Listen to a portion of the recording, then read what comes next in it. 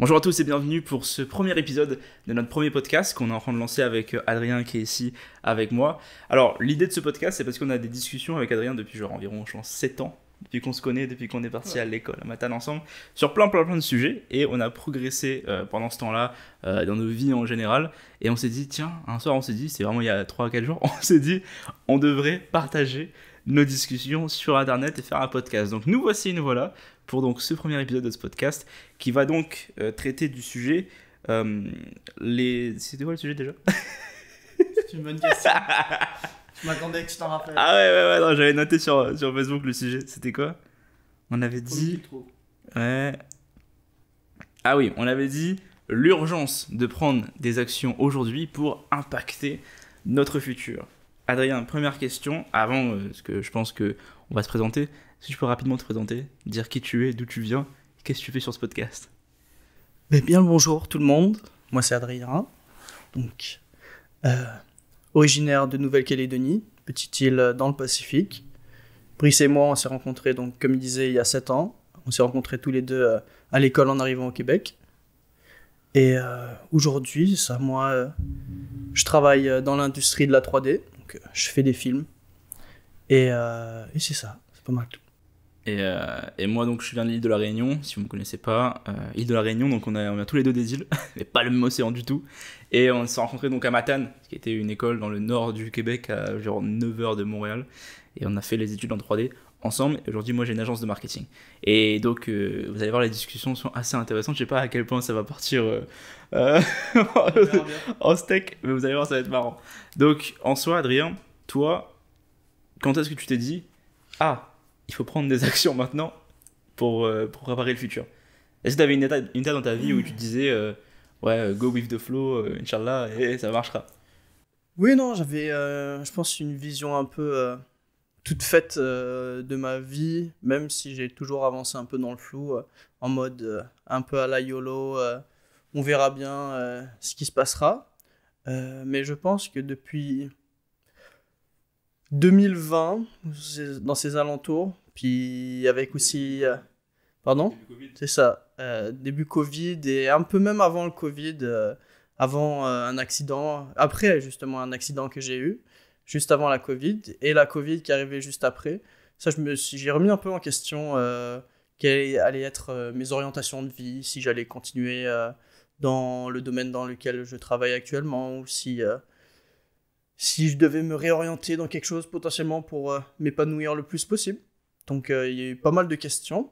Et on va dire que c'était des questions qui étaient assez légères dans le coin de la tête et qui ont commencé un peu à grandir avec le temps. Et je pense que vraiment le déclic est arrivé septembre de l'année dernière, donc septembre 2022. Ouais. Je pense que c'est vraiment dans ces eaux-là que je me suis dit Adrien, tu viens d'avoir 25 ans, le quart de siècle. Il faut que tu regardes un peu plus loin que le bout de ton nez et que tu te prépares un avenir, parce que si tu le fais pas, tu vivras comme le reste de la population, à toujours vivre au jour le jour, sans être sûr d'avoir une retraite garantie, sans être sûr que demain il n'y ait pas un autre problème, un autre accident. C'est vrai que depuis 2020 on s'est pris tellement de trucs dans la gueule. Vrai. Depuis 2020 on s'est pris tellement de galères, le Covid, la guerre en Ukraine, l'essence qui a monté, il y a tout qui est arrivé. Chaque fois on se disait c'est la dernière, pas du tout, toujours un nouveau truc. Beaucoup d'incertitudes et beaucoup de changements qui arrivent à la suite des autres, et on se dit qu'il peut jamais y avoir pire, mais à chaque fois il y en a un autre qui arrive. Là on est en 2023 et il y a tout le crash boursier qu'il y a en Amérique actuellement. Donc, ça on va en parler, on a quand même réussi à l'interpréter comme une bonne nouvelle là maintenant, donc ça va. Oui. Mais...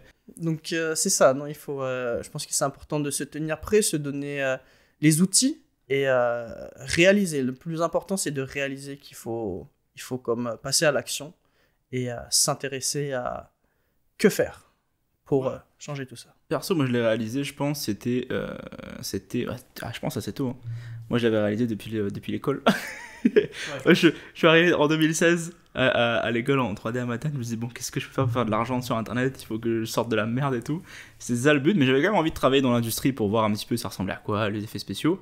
Puis moi, j'ai fini mes études en 2019. J'avais toujours pas de business en ligne, mais bon. Et j'ai taffé, je pense, 2 ans en effets spéciaux. Et c'était cool. Mais une fois que t'as ton nom dans le crédit, une fois t'as ton nom dans le générique, une fois, après tu t'en fous en bas du nom dans le générique. Et tu continues à travailler. Bon, moi, du coup, je me suis fait licencier de mes tafs en effets spéciaux. Et en simultané, j'avais lancé du coup mon agence de marketing pour pouvoir commencer à garder un peu des revenus sur le côté. Ça a marché, mieux que prévu en très peu de temps. Et en fait, c'est là où en fait, à la base, je me suis dit, ok, il faut que je trouve une activité en ligne pour remplacer mon salaire déjà, pour commencer à vivre tranquillement. En fait, j'avais une vision de me dire, je paye mon loyer tous les mois pour être là le matin, le soir et le week-end. Déjà, ça fait chier. Et après, il y a eu le télétravail, donc ça va. Je me suis dit, on a pu profiter un peu plus souvent. Mais je me disais, j'étais pas libre de ma vie. Donc il fallait que je trouve une solution pour être plus libre. Et c'est pour ça que j'ai lancé du coup mon agence de marketing. Et ça a bien fonctionné, mieux que ce que je prévoyais de base. Et aujourd'hui, on en est là. Et maintenant, avec cette expérience-là, je peux me projeter dans ma vie en me disant, ok, moi, je dois mettre des actions maintenant. Parce qu'il y a aussi le fait que on a l'avantage d'avoir assez de documentation maintenant pour voir ce que des personnes dans le passé ont fait, pour se dire, ok, elles ont fait ça, il y a eu tant d'erreurs, il y a eu tant de réussites, mais si on met les mêmes actions quand même similaires, parce qu'on peut apprendre de leurs erreurs, on peut avoir un futur un peu plus bright qu'un futur incertain. Donc il y a plein de notions à comprendre en même temps. Est-ce que toi, quand tu as eu la réalisation en septembre 2022, ça t'a fait peur de te dire, ok, là, faut bouger, ou ça t'a pas fait peur, tu te dis, ok, non, c'est bon, faut bouger? Ah oui, totalement, mais je pense que la peur, c'est une des raisons principales pour qu'on ne bouge pas, mais il y a aussi une deuxième peur, je pourrais dire, qui va te pousser aussi à tenter les choses. Et je pense qu'il y a cette peur-là, et le fait d'avoir des personnes comme Brice dans mon entourage, ça a été aussi un facteur important qui m'a permis de réaliser que, en tant que tel, on peut changer, puis tout est possible. Ce qui fait que à ce niveau-là, je pense que Brice ainsi que d'autres camarades que j'ai pu rencontrer l'année dernière m'ont montré que si on décide de prendre sa vie en main et de tenter les choses, parfois ça ne fonctionne pas. Il y a des échecs, bien sûr, mais ça fait partie de l'apprentissage. Et c'est en passant par ces échecs qu'on atteint la réussite. Et quelqu'un qui atteint la réussite sans jamais passer par l'échec, c'est des personnes qui, lorsqu'ils feront face à l'échec, s'écraseront et ne recommenceront pas parce qu'ils auront été dégoûtés. Et moi, je pense que c'est ça, non, je suis quelqu'un qui a toujours envie de plus, qui cherche à se prouver. Je pense qu'on se cherche tous, personnellement, on veut toujours se prouver plus. Et c'est ça, je suis arrivé à une étape dans ma vie où je veux prouver que je suis capable d'être plus indépendant, pouvoir m'assurer une belle vie plus tard, pour potentiellement aussi mes enfants, pour ma famille. Donc, je pense que ça a été vraiment un élément déclencheur qui a été peut-être un peu suscité par la peur, mais je pense que, ouais, non. Je pense que l'élément central de ce que tu avais dit au début, c'était le choix. Tu as fait un choix de passer à l'action. C'était pas forcé de le faire, tu aurais pu continuer ta petite vie. Ah oui, non, mais ça se voit très bien. Il y a des gens, dans mon entourage, ils sont au courant de ce que je fais, et pourtant, ils ne prennent pas les mêmes décisions. Donc, c'est vraiment personnel à chacun de les prendre. Il y a des personnes qui se satisferont dans la situation dans laquelle elle est, sans visualiser le futur vraiment sur un terme beaucoup plus long. Moi, c'est ça, j'avais besoin vraiment de faire des choix et de me prouver à moi-même que j'étais capable d'essayer de nouvelles choses, me casser la gueule potentiellement, mais c'est ça fait partie du jeu et ça rend la vie et les matinées beaucoup plus excitantes aussi. On sait pourquoi on se réveille et il n'y a pas cette comment on peut dire, cette répétitivité dans le quotidien de se dire que tu te lèves pour faire la même chose encore et encore. Donc là, je me lève pas juste pour pouvoir payer mon loyer, pour pouvoir manger, mais pour pouvoir investir, pour pouvoir investir sur mon futur, c'est ça, dans des domaines différents. Bon, on a vu déjà, je pense que moi, j'ai personnellement vu ton investissement sur toi. Je pense que j'ai vu le passage de jouer à League of Legends, regarder des mangas et ensuite passer à l'étape de le gars nous parle de bourse et d'investissement immobilier. Le changement a été intense et direct, drastique, c'est fou. Mais c'est un choix. C'est un choix du coup de se dire que ok, bon, ça c'est cool. Bah, je pense que tu continues à jouer à LoL et tu continues à regarder les mangas. Je pense que c'est pas. Non, je joue plus à LoL. Ah, c'est bien. Mais oui, je lis toujours des mangas. Mais c'est pas, je veux dire, c'est pas négatif, mais dans le sens où il y a quand même plus de temps maintenant qui est mis sur quand même réfléchir à l'investissement sur soi en priorité et l'investissement pour soi pour avoir une vie meilleure. Je pense qu'il y a tout le monde qui a il y a une grande vision d'avoir un but, voilà, de devenir millionnaire, milliardaire, mais je pense qu'à court terme, c'est surtout en fait avoir assez d'argent pour satisfaire ses besoins naturels, les jeux de base, et ne plus dépendre d'un système qui de toute façon on va pas profiter. Genre, je sais pas quand vous écoutez cet épisode, mais voilà, en France, il y a une réforme des retraites qui est passée, qui fait en sorte que vous allez travailler plus tard, et en général, faire confiance à un système pour s'occuper de votre propre retraite et de votre vieux âge, c'est pas une situation d'avenir. Donc toi, c'est quoi un peu les plans que tu as décidé de faire là pour les prochaines années? Bah, déjà pour les prochaines 2-3 ans pour l'instant.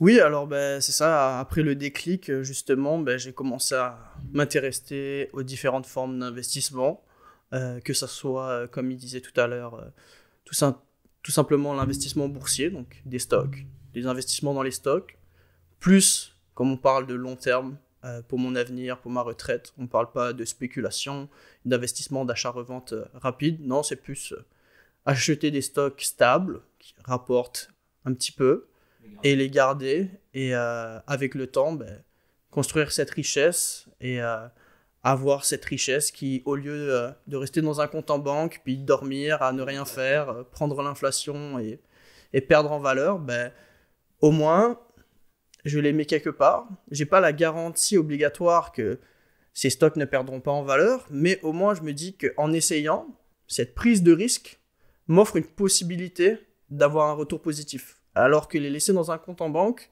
c'est la certitude de perdre cet argent sur le long terme. Donc, dès lors que j'ai réalisé ça, je me suis dit, bah, en fait, c'est tout con, il faut que je fasse de quoi. Après, bien sûr, il a fallu que je me renseigne et je commence à faire un peu mes recherches sur où investir. On n'achète pas n'importe quel stock, n'importe comment, ou en suivant un influenceur qui a dit investissez dans ça. Non, il faut faire plusieurs recherches, faire des regroupements et tout et tout. Donc ça, c'était la première partie. Et ensuite, il y a eu l'investissement immobilier. Je n'ai pas encore commencé, mais ça ne saurait tarder. Normalement, d'ici cet été, je devrais avoir mon premier bâtiment, en partenariat avec un collègue à moi. Et oui, donc l'immobilier, pour moi, c'était en parlant avec du monde comme Brice ou en faisant des recherches et tout, c'était pour moi une certitude parce que les loyers. Bah, je pense que ce qui a été intéressant de voir, surtout si je te coupe, c'était qu'en fait c'était accessible. De un, oui. C'est ça en fait, parce que je pense que quand tu n'es pas au courant de tout, que l'immobilier, la bourse, t'as l'impression qu'il te faut des centaines de milliers pour commencer, alors qu'en vrai, avec un salaire de base, tu peux commencer, juste que les gens savent pas quoi.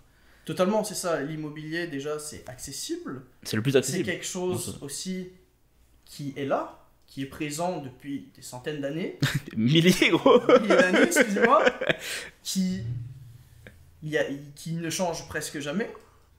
Et en tant que tel, la terre, si tu la possèdes, normalement, elle va pas disparaître du jour au lendemain. Dans nos pays libres, si tu t'achètes des bitcoins, potentiellement, tu vois, du jour au lendemain, ton bitcoin, il va valoir 30 000, un autre jour, il va valoir 10 000.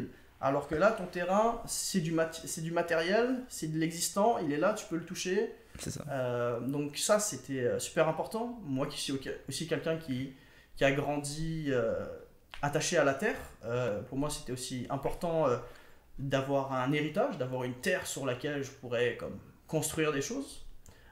Donc là, ça va être vraiment tout ce procédé-là. De pouvoir vraiment posséder quelque chose et le voir grandir. Aussi, l'immobilier, c'est quelque chose qui, on dit, ça varie énormément, l'immobilier.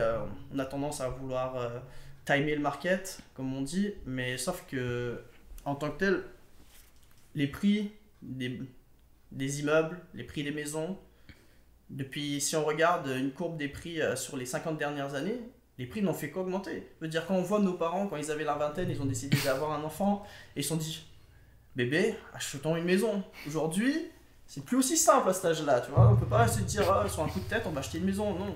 Pourquoi ? Parce que les salaires ça pas suivi. ne suivent pas le prix de l'immobilier.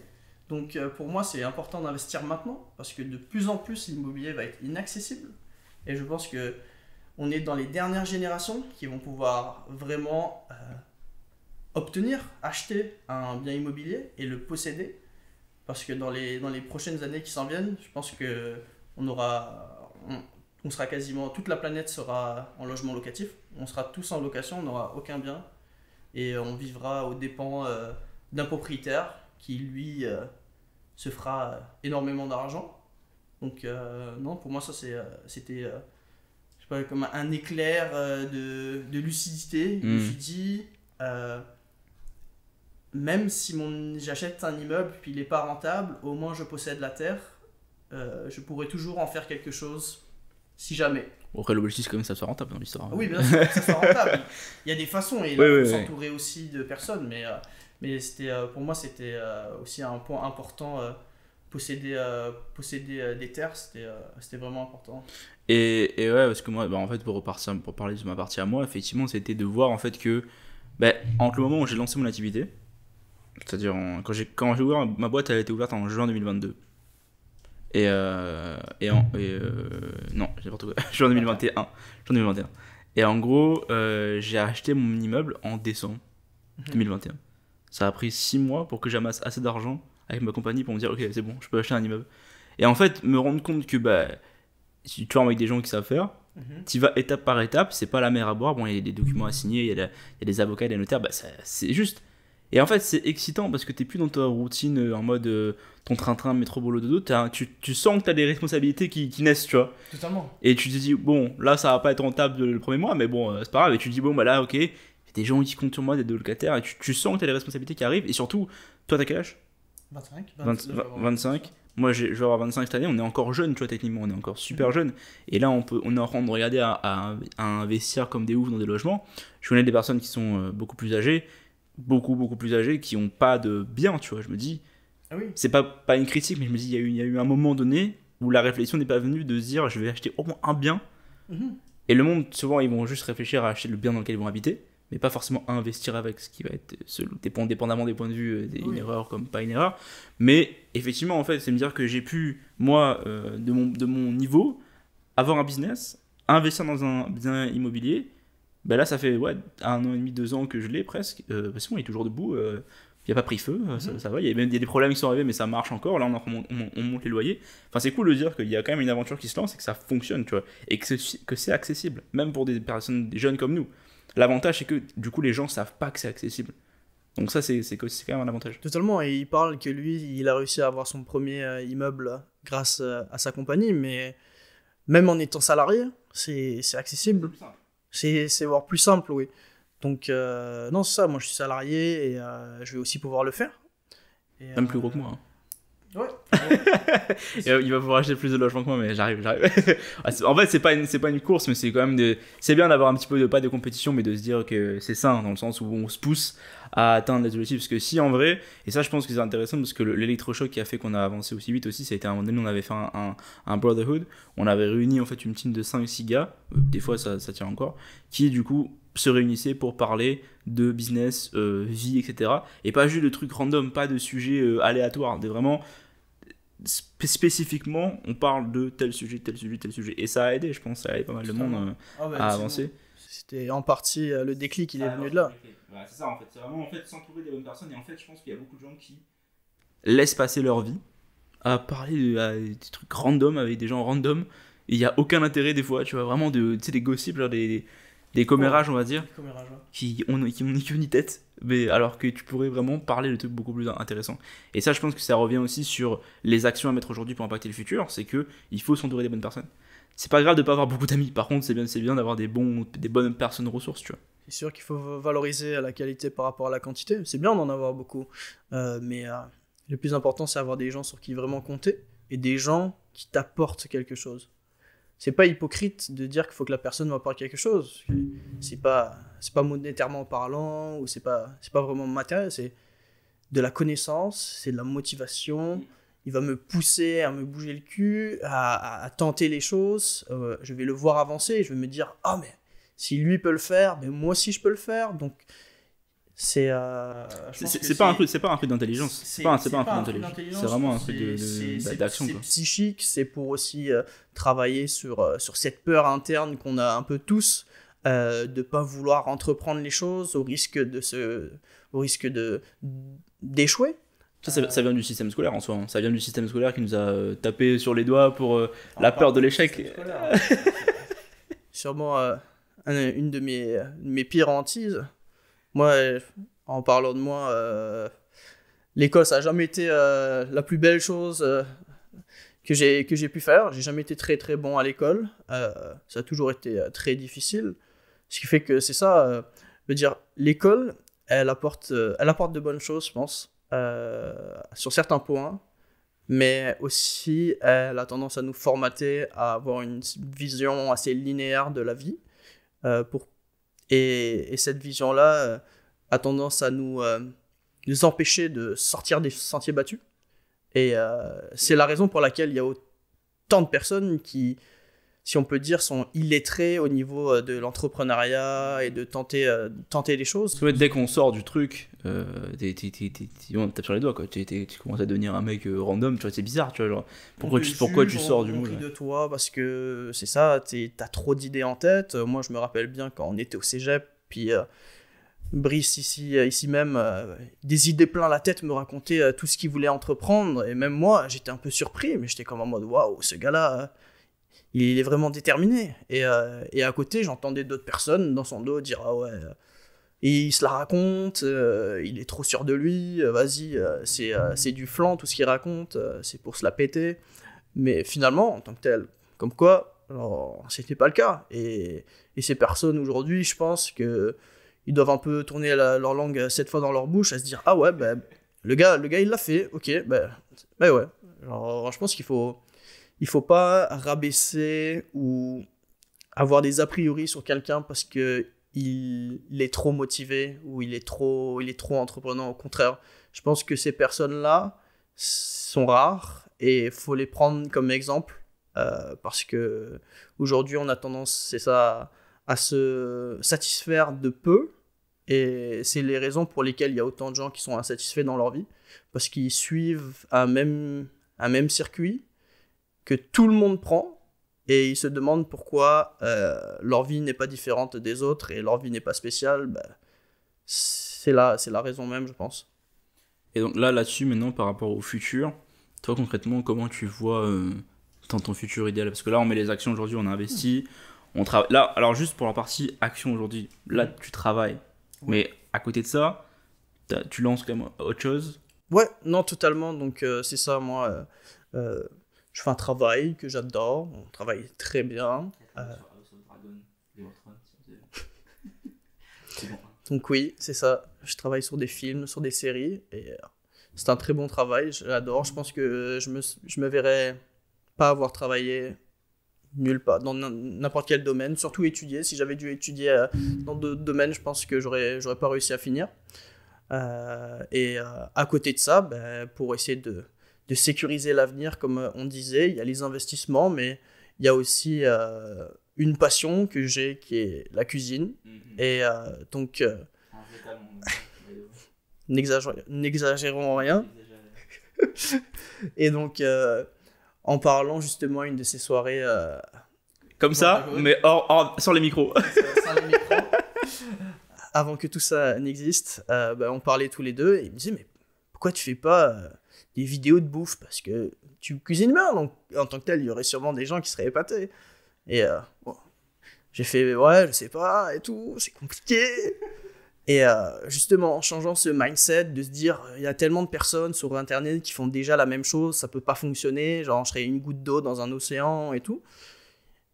Il m'a dit, non, essaye. Le plus important, c'est la consistance. C'est le fait d'être capable de tenir sur le long terme. C'est pas un sprint qu'on fait, c'est un marathon. Ce qui fait qu'il faut être capable d'être consistant, discipliné, Et ces valeurs-là, et je pense qu'elles reviennent dans tous les domaines, que ça soit sportif, au travail, prendre soin de son hygiène alimentaire ou quoi que ce soit. Dès qu'on entreprend des choses, si on veut pouvoir les atteindre et réussir, il faut être discipliné et régulier. Parce que là, le but pour investir, en fait, c'est qu'effectivement, avec un salaire, tu peux investir, mais c'est la vélocité, c'est la vitesse d'investissement qui va être plus ou moins lente, dépendamment du salaire que tu as. Donc, en fait, le fait que de créer une activité sur le côté, c'est pour pouvoir, du coup, générer plus de fonds, pour pouvoir investir plus vite. Oui, totalement. Donc, et moi, je pense que, vraiment, dans ce podcast, on va parler argent et tout, on est vraiment décomplexé sur l'argent. Il n'y a pas peur de parler d'argent. C'est vraiment, en fait, pour aller plus vite dans un investissement, il faut gagner plus. Et il n'y a pas 1000 façons de gagner plus d'argent. Il faut vendre des trucs, quoi, à un moment donné, tu vois. Non, totalement. Des personnes nous diront peut-être, vous avez sûrement tous entendu, oui, mais écoute, Adrien, l'argent ne fait pas le bonheur. Il n'y a pas que ça dans la vie. Je suis bien conscient de ça. Je pense qu'on est tous conscients de ça. Mais il faut aussi réaliser que l'argent, c'est une des raisons principales pour laquelle on est aussi stressé aujourd'hui. On est dans un système qui tourne autour de l'argent. Et en tant que tel, je pense que si on n'avait pas à bosser pour avoir à manger, pour faire des activités qu'on aime et tout, on ne bosserait pas. Il faut être sincère avec ça. Et donc, en tant que tel, le fait de pouvoir faire le plus d'argent possible, c'est un moyen que d'accélérer et d'aller le plus vite pour pouvoir atteindre ses objectifs. Et d'enlever son stress par rapport à l'argent aussi. Bien Parce sûr. que, en vrai, je pense que les gens, vous vous rendez compte, que si tu prends le métro toute la journée, t'es là, tu vas au travail, le bus, machin, tu tapes la température dehors. Nous, on est au Canada ici, et des fois il fait moins 20, moins 30, je ne sais combien, tu sors pour aller taffer. T'as le télétravail, on a la chance, mais des mecs qui taffent pas en télétravail, c'est compliqué, tu vois. Ouais. Et donc, je me dis, si ces personnes-là avaient de l'argent, ils se disaient, voilà, bah, je peux choisir de ne pas y aller. Mais en fait, ta vie, elle change avec une force incroyable. Mais c'est sûr que c'est compliqué parce que forcément, quand on parle, notre société a assez diabolisé l'argent, je dirais. Parce que forcément, on voit les milliardaires qui sont là, voilà. Mais concrètement, en fait, avoir un peu plus d'argent, c'est vraiment à enlever le stress de se dire comment est-ce que je paye mon loyer, tu vois. Parce que moi, je me rappelle, il y a vraiment même quand je travaillais encore en effets spéciaux, à un moment donné, j'ai acheté ma caméra qui me filme ici. J'étais à moins 4000 sur mon compte bancaire. J'avais fait un crédit pour l'acheter. À moins 4000 sur le compte bancaire. Et là, je me suis dit, mais ça y est, en fait, c'est fini ma vie. Ça y est. Endetté à vie. Mais ça a pris 1 an et demi à 2 ans à rembourser ce truc. Parce que t'étais là, tu gagnes ton salaire, tu payes ton loyer, il faut que tu payes des trucs, machin, il te reste quoi 500 balles en fin de mois, là tu te mets 200 dans la caméra, et puis il te reste 3. C'est horrible. Et tu te dis, mais en fait, si tu continues comme ça à travailler en tant que salarié, le truc va plus vite que toi, tu vois. Genre, l'inflation arrive et toi, ton salaire monte pas plus que ça, tu vois. Donc, tu te dis, mais en fait, c'est une course. Bah, en même temps, c'est un marathon parce que les investissements, c'est un marathon, mais toi, t'es en train de sprinter pour sortir du salariat, tu vois. Et ça, c'est important de comprendre qu'il y a un marathon d'investissement, mais il y a un sprint pour sortir du salariat parce que si on reste là trop longtemps, ça joue sur le mental de fou. Moi, j'en avais marre. Avant de quitter, je te jure, j'arrivais le matin au studio. Je mettais mon casque YouTube, j'écoutais les mecs parler d'investissement, de business, j'écoutais tout et n'importe quoi pour pas devoir me mettre dans l'ambiance du studio parce que je me dis sinon j'allais faire un 9 à 5, j'allais péter un câble, tu vois. Ça allait me rendre fou, Et donc là, je parlais de vélocité sur les investissements, et donc toi pour du coup là compenser, pour avoir un peu le insight, donc le but là c'est de créer une audience, donc ce que moi parce que du coup comme j'ai une agence de marketing, on travaille beaucoup là-dessus, c'est en fait, pour vendre quelque chose sur internet, c'est la possibilité en fait de pouvoir créer une audience pour leur proposer après, entre guillemets, tout et n'importe quoi. Je pense que, je sais pas de quelle génération vous êtes, mais si on regarde King Bash, Amanda Cerny, les gens comme ça, en fait, MrV, toutes ces personnes-là, bah, ils ont commencé à faire des vidéos sur internet, ils ont commencé à créer du contenu, tous les influenceurs que vous connaissez, pour ensuite vendre quelque chose. Tu vois, MrV aujourd'hui, il a créé sa pizza. Tu sais, la pizza qu'il a créée, la MrV, Ouais. ça a marché de ouf parce que le gars fait des vidéos et tout le monde le regarde, tu vois. Ce serait toi qui lance une pizza, t'as aucune audience, frère, tu vas pas vendre des pizzas, tu vois. Mais tu vois, MrV peut lancer n'importe quoi presque, que ça se vendrait. Parce que, en fait, le plus important, c'est l'audience et la création d'audience. Et là, je pense qu'en plus, avec un système comme le tien où tu parles de bouffe, c'est un sujet qui concerne absolument tout le monde dans cette terre. Vraiment, personne ne mange pas, quoi, à part 2-3 gars dans le monde qui sont en Inde ou quoi. Mais qui sont genre les prêtres en Inde qui peuvent ne pas manger pendant super longtemps. Mais concrètement, un sujet sur la bouffe, ça va intéresser tout le monde. Et Bien si sûr. tu arrives à spécialiser en plus dans une section, dans un domaine, tu vois, c'est encore mieux. Et donc, à partir de là, après, tu peux vendre. Et nous, on a vu, quand on faisait une étude de concurrentielle, certains comptes Instagram qui faisaient des millions d'abonnés et qui vendaient rien. Et on était en mode, mais c'est impossible.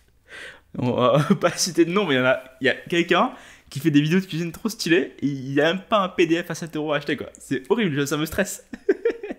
Mais ça montre que il y a une dissonance entre les gens qui créent des contenus, qui créent des communautés, et la réalité du marché de gens qui veulent faire de l'argent, tu vois.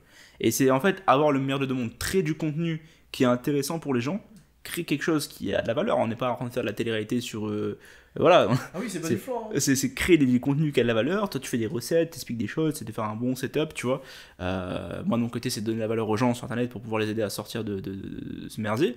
Et en fait, à travers ça, commencer à monétiser les connaissances et le partage qu'on fait. Et je pense que c'est. Voilà, faut dédiaboliser, en fait, dédramatiser cet aspect de vouloir gagner de l'argent, tu vois. Parce que je pense qu'on est très très là-dedans en tant que Français francophone.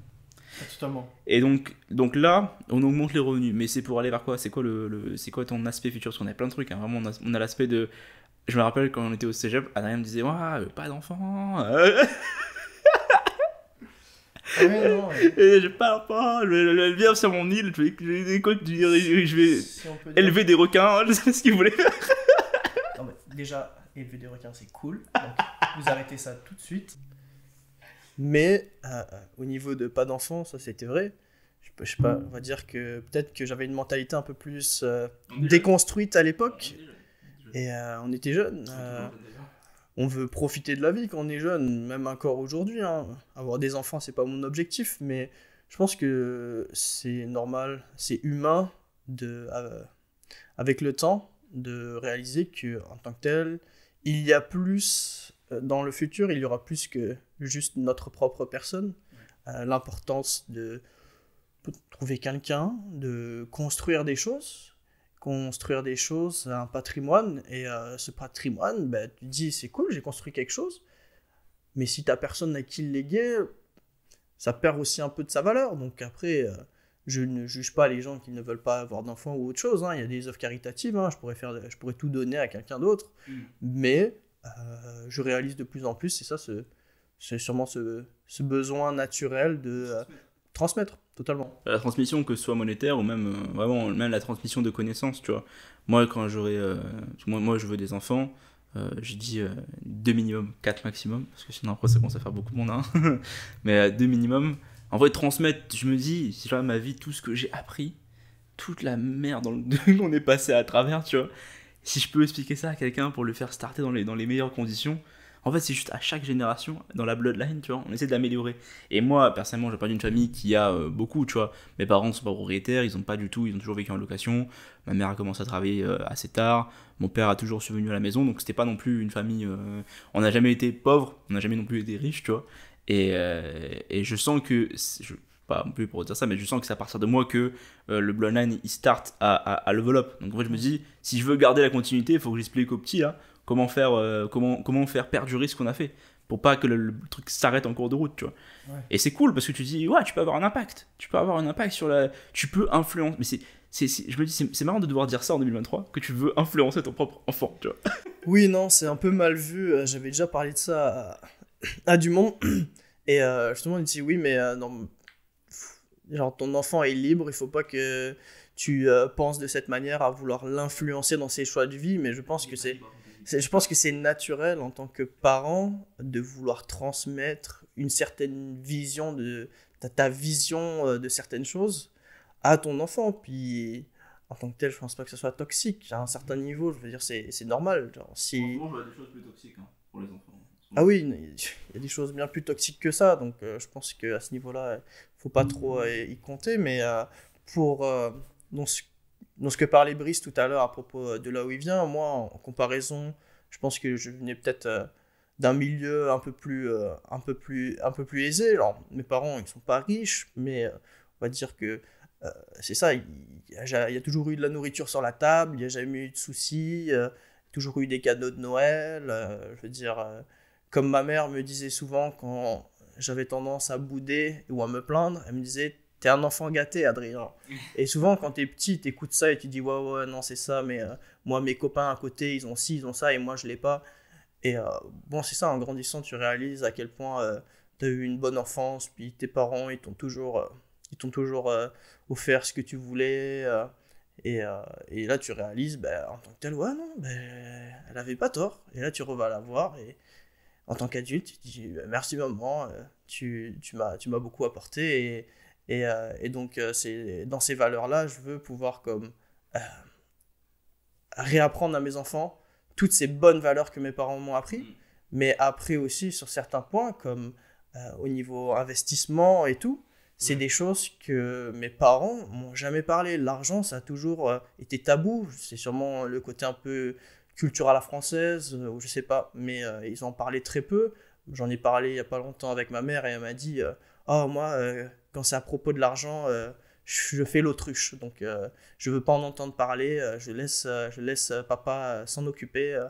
Donc, déjà, c'est des mentalités, je pense, qui sont comme à revoir si tu veux pouvoir éduquer ton enfant et le préparer à la société dans laquelle on est actuellement. Il faut le préparer au mieux parce que l'économie, c'est super important. Et donc, ça, c'est des choses vraiment que je veux pouvoir prendre en main pour mon indépendance financière et pour me prouver à moi et pour aussi et pouvoir prendre soin de mes parents et leur montrer, regardez, j'ai appris ça par moi-même, puis je vais prendre soin de vous, vous qui avez tant fait pour moi quand j'étais petit.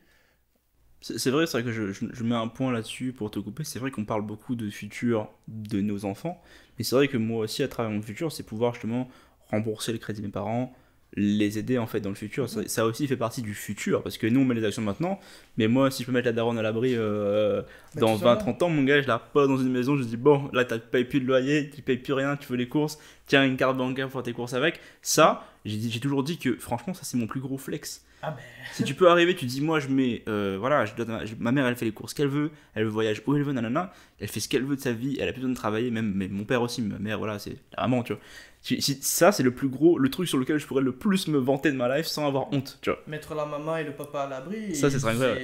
Moi, dès que je suis parti, je suis parti à 18 ans, donc j'ai passé mon baccalauréat et je suis venu au Québec pour étudier. Et moi, le premier objectif que c'était l'indépendance. C'est me débrouiller tout seul. Pourquoi? Pour pouvoir montrer à mes parents que je suis capable de me débrouiller pour ensuite revenir les voir et leur offrir ce qu'ils n'ont jamais pu se permettre de s'offrir parce que, en tant que tel, ils nous avaient, moi et ma soeur, parce que j'ai une grande soeur. Donc ça, je veux pouvoir, tous les sacrifices qu'ils ont pu faire, entre guillemets, leur rembourser, même si c'est pas monétairement parlant, c'est juste vraiment les rendre fiers et avoir une sorte de marque de remerciement. Je pense que pour moi, c'est juste normal. Je pense même pas qu'on aurait à justifier en tant qu'enfant. Euh, moi, j'ai eu une très belle enfance et pour moi, c'est le minimum des choses que assurer à mes parents le meilleur des avenirs. Et en plus, moi, mes parents, c'est ça, j'en parlais il y a pas longtemps parce que je suis allé voir mes parents en vacances. Euh, c'est ça, la retraite, on en parlait au début et qui s'est prolongée. Ben moi, j'en ai parlé à mes parents et ils m'ont tout de suite dit, ben, en tant que tel, nous, ça va être compliqué la retraite parce que voilà, on n'a pas assez cotisé.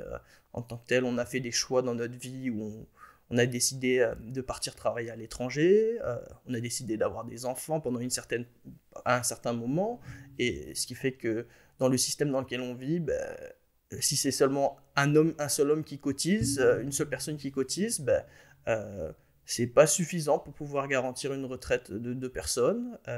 Il y a eu, il y a eu de nombreuses raisons pour lesquelles mes parents n'ont pas vraiment pouvoir cotiser. Donc c'est ça. Moi là, l'objectif, c'est d'être indépendant financièrement pour moi, pour pouvoir vivre tranquillement.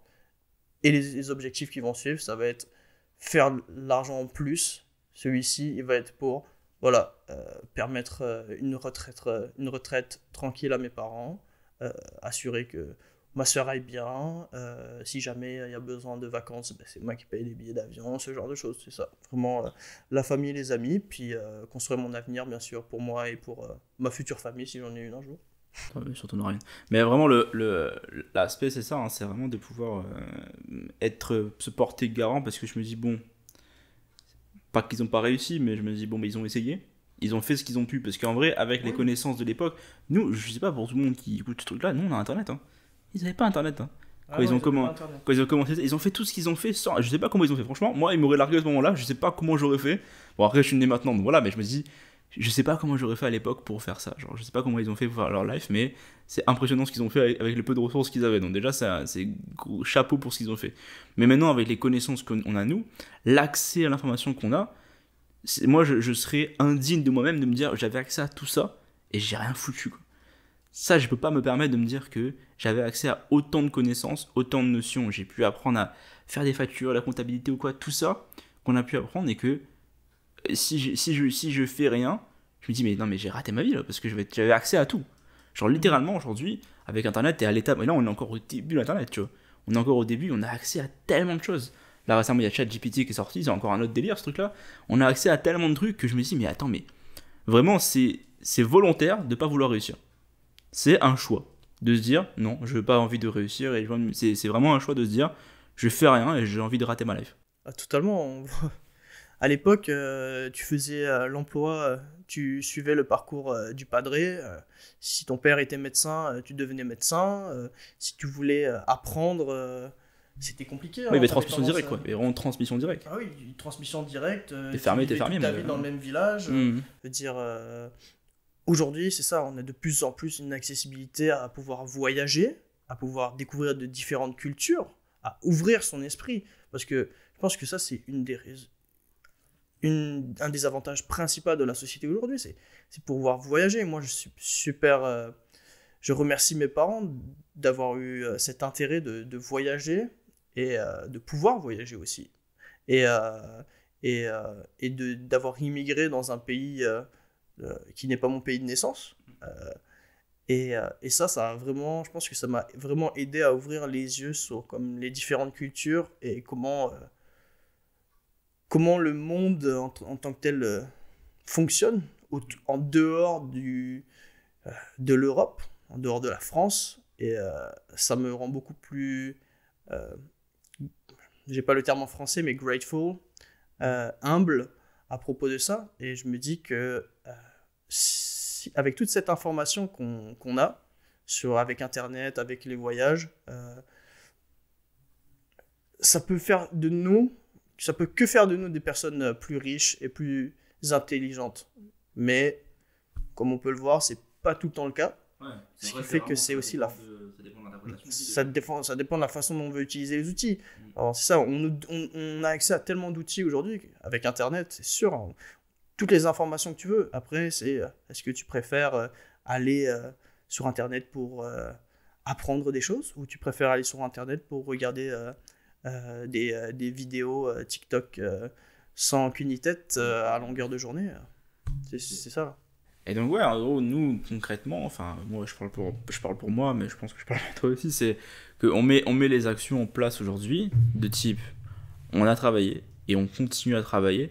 Et je pense que à terme, moi personnellement dans ma vision, je pense pas qu'un jour je vais arrêter de travailler parce que je kiffe ça. Mais je pense que la notion de travail est différente. Parce que je le vois pas, c'est pas comme un salaire. Je travaille pas pour quelqu'un en fait. Donc en fait, comme je travaille pour toi, c'est pas la même vision de travail. Donc je pense pas qu'un jour je dois m'arrêter, genre à une date limite d'âge, tu vois. Je pense pas que ça va arriver parce que je devrais quand même gérer les bâtiments et tout. Mais maintenant, je travaille avec une vision future en me disant, ok, je travaille pour mettre les parents à l'abri et le jour où j'ai un enfant qui naît, mais moi j'ai envie d'être là pour lui. J'ai pas envie de devoir me sacrifier, le laisser à quelqu'un d'autre pour pouvoir qu'il élève à ma place et moi je vais devoir travailler. Non, je veux être là pour lui à 100% et je vais pouvoir être sûr de lui donner toutes les infos que je peux. Totalement. Et ça, je trouve que c'est ça en fait, c'est vraiment maintenant qu'on met en place les actions, c'est-à-dire travailler autant qu'on peut. Et je pense que là, il y a aussi le sujet du fait que nous, on est de... Je vais faire attention à ce que je veux dire, mais de notre... en tant qu'homme, on va dire, toi, moi comme toi, je pense qu'on a de plus on grandit, plus on sent qu'on a je sens moi de mon côté que j'ai cette responsabilité qui arrive de me dire ok, j'ai vu mon père carry le game, j'ai vu mon grand-père carry le game, je me dis bon bah là, même si ma femme un jour veut être indépendante financièrement ou quoi, c'est cool, mais je veux être la personne sur qui elle peut compter si jamais il y a un problème. Et je me pourrais pas me regarder dans ma glace si un jour je me dis j'ai failli de ma famille, quoi. Si j'ai pas été là pour eux, je sais pas qu'est-ce que je m'en voudrais de fou. Ouais, non, totalement. Je pense que c'est pareil pour moi. Je pense que j'aurais de la difficulté à me dire je fais rien, je suis à la maison et c'est juste ma femme qui travaille et moi j'apporte rien. Moi, si jamais j'ai une femme et si elle veut travailler, aucun souci. Mais moi, j'aurais fait en sorte de sécuriser mes assets auparavant pour avoir de l'argent qui rentre. Et comme ça, je pourrais passer plus de temps à la maison. Peut-être ce sera moi qui m'occupera des enfants, qui fera le ménage, qui fera la cuisine. Il n'y a pas de souci. Mais par contre, j'aurai mon patrimoine qui sera derrière en train de travailler pour moi. Comme ça, je pourrais passer plus de temps à travailler, à faire les choses qui sont importantes et que j'aurais besoin de faire dans le présent. Mais c'est sûr, à mon niveau, c'est la même chose. Je pourrais pas non plus, et je pense que n'importe qui, même on regarde les générations passées, même quand tu arrives à l'âge de la retraite, tu te fous pas dans une chaise et t'arrêtes de faire quoi que ce soit. Les gens, on a besoin de bouger, on a besoin de faire des choses. Donc c'est sûr que ça sera peut-être plus du travail, mais si on peut associer des choses qu'on aime, puis d'une manière ou d'une autre les rentabiliser, c'est parfait.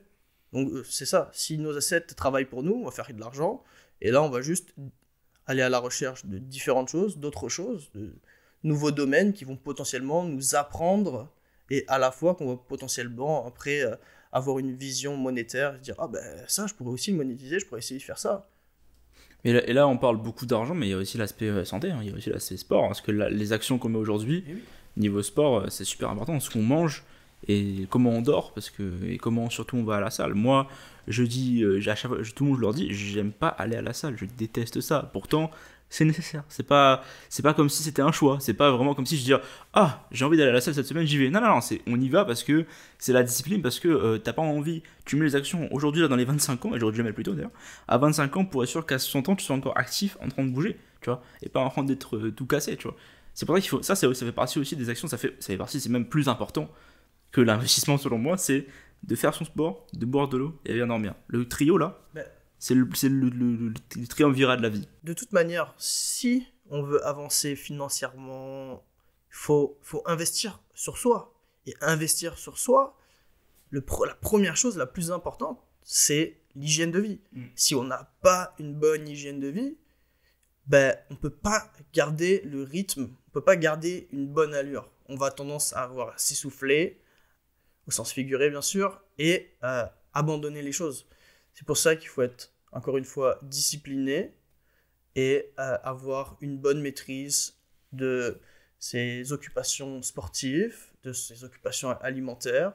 Gérer tout ça, ça nécessite une certaine gestion, mais je pense qu'arrivé à un certain âge, si on n'a pas de gestion, quand tu vas commencer à avoir une famille et tout, tu vas plus pouvoir vivre au jour le jour. On le voit, ces nouvelles familles comme ça qui naissent et qui n'importe quoi. Ah oui, ça part dans tous les sens. Bon, c'est pas obligé, les familles déconstruites au bout de 5 ans qui finissent les gamins ils sont là, ils galèrent entre plusieurs maisons, c'est horrible quoi. Parce que il y a forcément les familles qui se séparent par rapport à des violences quoi, évidemment ça peut se séparer, mais il y en a des fois ils ne savent pas pourquoi ils sont ensemble. Il y a des gens qui ne savent pas pourquoi ils sont ensemble et pourquoi est-ce qu'ils se marient. C'est horrible. Il y a vraiment une éducation à refaire et j'espère que notre génération va pouvoir éduquer correctement la prochaine. Parce que là maintenant nous on a le pied dans la technologie, voilà, que nous nos parents n'ont pas pu avoir, donc ils n'ont pas pu nous enseigner la transition, tu vois. Nous on l'a ce pied dedans, donc j'espère qu'on pourra enseigner du coup à nos générations cette partie là. Donc effectivement en fait pour récapituler tout le truc là, ça fait quand même je pense un bon 48 minutes qu'on parle. Il y a donc, nous on met les actions aujourd'hui pour les investissements, la santé, pour préparer le futur qui va être notre famille passée, donc nos parents, grands-parents, et la famille future qu'on veut créer. Et à l'intérieur de tout ça en fait, je pense que personnellement moi je suis épanoui dans l'idée d'avoir en fait ces responsabilités, de me dire ok, je vais pouvoir servir à quelque chose dans l'histoire. Je vais avoir cool, j'ai un objectif où je dis ma condition va servir à quelque chose. Je vais pas juste exister en fait, je vais exister pour faire, et ce que je vais faire aura un impact sur les prochaines générations. Et ça c'est cool, ça permet de laisser une trace quand même quelque part sur cette terre quoi. Totalement, ouais. Donc ouais, franchement, c'est cool de se dire que, et de se rendre compte maintenant, et donc s'il y a des gens qui écoutent qui sont plus jeunes que nous, si vous arrivez à vous rendre compte plus tôt, c'est encore mieux les gars, franchement. Et si on s'était rendu compte de ça au cégep, si on s'était rendu compte de ça à l'école, à Matane, je vous jure qu'on n'en serait pas là aujourd'hui. Si les 300 qu'on a fait aux études, on avait passé à focus comme on est aujourd'hui. De toute façon, le plus tôt vous commencez à prendre des risques, le plus vous apprendrez et le plus rapidement vous atteindrez vos objectifs. C'est pas plus compliqué que ça. Prendre des risques, ça fait partie de la game. C'est nécessaire. C'est nécessaire si vous voulez atteindre vos objectifs, même si vous savez pas ce que vous voulez atteindre, tentez des choses. Tentez des choses, parce que si vous savez pas ce que vous voulez faire, c'est seulement en essayant que vous trouverez ce que vous voulez. Parce qu'en essayant rien, j'ai perdu des années comme ça, je sais pas ce que je veux faire plus tard. Faut tenter, faut essayer des trucs, et des fois tu réalises, et tu fais, waouh, mais en fait c'était une évidence que c'est ça que je voulais faire. Et il y a une phrase que j'aime beaucoup, c'est que nous, dans nos pays dans lesquels on est les pays riches, on a la liberté d'échouer. La seule liberté qu'on a, c'est la liberté d'échouer. On a le droit d'échouer. Je pense que si là, actuellement, vous naissez en Syrie, en Ukraine, en ce moment pendant la guerre, vous n'avez pas trop la possibilité d'échouer. Là, je pense que c'est compliqué. Alors que nous, en fait, on a le droit, on a la liberté de pouvoir échouer, de se casser la gueule et de pouvoir se relever et dire, ok, je fais autre chose. Mais souvent, les gens s'arrêtent. Ils vont se casser la gueule une fois, ça y est, ça va être traumatisé, en fait. Alors que c'est vraiment juste un stop. Ça arrive. Quand vous investissez en immobilier et que le truc, il y a des inondations, que le toit il pète ou quoi, ça arrive. C'est des échecs, mais qu'on peut passer. Et vous lancez un business, il se casse la gueule, ça arrive. Ou un deuxième, ça arrive. Il faut juste continuer, en fait. Il faut pas baisser les bras. Parce que c'est au moment où on baisse les bras où c'est terminé. Donc c'est vraiment important, en fait, de déjà prendre l'initiative de se lancer et de continuer, parce qu'effectivement, c'est un marathon et pas un sprint au niveau de l'investissement. Et je pense que là, avec ce premier épisode de podcast, on a pas mal, je pense, déblayé un peu notre vision sur le futur. Et dans les prochains épisodes, je pense qu'on va parler pas mal de choses plus précises de ce que nous on a sur certains sujets spécifiques. On reviendra sur nos vies. On avait noté plein de sujets quand on était la bibliographie. On a noté plein de trucs quand on est censé vous parler. Donc écoutez, si vous voulez nous suivre, je pense que à l'heure où je parle, il y a le Spotify qui est connecté, le Apple Podcast qui marche aussi. Et normalement, c'est sur YouTube et sur Reels. Donc, allez voir tous les liens, toutes les chaînes dans la bio. Je sais pas où je mettrai ça. Franchement, les gars, épisode 1 de podcast, je sais pas comment ça marche. Adrien, on s'est chauffé il y a 3 jours. Viens, on fait un podcast. On a commandé tout le matos. On s'est installé, on a dit, vas-y. C'est un coup d'épée dans l'eau. On va voir ce que ça donne. On va voir. Ça aussi, c'est partie de l'investissement. Parce que si à travers ça, on peut créer une communauté. Et en fait, si on peut aider à changer la vie d'une personne, c'est bon. C'est bon, on a gagné. On a gagné. Le jeu est terminé. On a gagné. Si on peut sauver quelqu'un, je sais pas si on peut utiliser le mot sauver, mais si on peut. Franchement, si à l'époque on avait un podcast comme ça, genre quand on était à Matane, on peut avoir 2 gars plus âgés que nous, pas très loin, tu vois, qui nous disent, les gars, faites ça, ou des filles, quelqu'un de juste plus âgé que nous, qui aurait pu nous dire ça en français, j'aurais kiffé. Et totalement, c'est bien, comme je le répète, c'est bien être autodidacte et apprendre les choses par soi-même. Mais c'est bien plus intéressant, tu apprends beaucoup plus rapidement et il y a une passion qui passe à travers lorsqu'une personne t'apprend, lorsque tu as un mentor, un tuteur qui te guide et qui te montre, au moins il va te montrer les étapes où il faut faire attention, tu vas quand même potentiellement échouer, mais ça te permet vraiment de te préparer et parfois tout simplement de t'ouvrir les yeux et de réaliser ok, faut que je m'y mette, parce que en tant que tel, si je le fais pas, je risque de m'en mordre les doigts. Et à l'âge où on a, il y aurait des personnes qui se disent 25 ans, c'est trop tard, il aurait fallu commencer plus tôt. Mais non, en tant que tel. Et puis, il n'y a pas de bon moment. Le meilleur moment, c'était peut-être hier, mais le second meilleur moment, c'est aujourd'hui. Et c'est tout ce qu'il faut savoir. Le plus tôt tu commences, le mieux c'est. Mais même si tu as 45 ans, même si tu as 60 ans et tu veux faire un move, go. Ça sera jamais perdu. Ça sera jamais perdu. Écoutez les amis, ça sera tout je pense pour ce premier podcast. Ça a été cool. Je n'aime pas comment on finit un podcast. Je pense qu'on va... Comme je vous ai dit, les liens sont dans la description quelque part où on pourra mettre des liens, j'imagine. Il y aura la chaîne, de Instagram de Adrien, pour aller voir ses vidéos de cuisine si vous voulez partager un peu la force avec lui. Il fait des très très cool, des très très cool trucs, comme la vidéo sur le pain, qui a un peu percé, on va dire. Et moi, les différents liens sont dans la description. Normalement, les gens pourront nous retrouver sur YouTube aussi. Puis j'ai hâte de tourner ce deuxième épisode. C'est cool en vrai. C'est cool, c'est cool. La prochaine fois, on sera plus détendu. En fait, plus ça va passer, plus on va être chill, on va être comme ça. Ouais, franchement. J'ai hâte de me réécouter pour voir à quel point je parle mal. Mais non. En tout cas, j'espère que vous avez kiffé le premier épisode. On se retrouve à très bientôt pour l'épisode numéro 2 et on a hâte de revenir. Ciao. Ciao, ciao.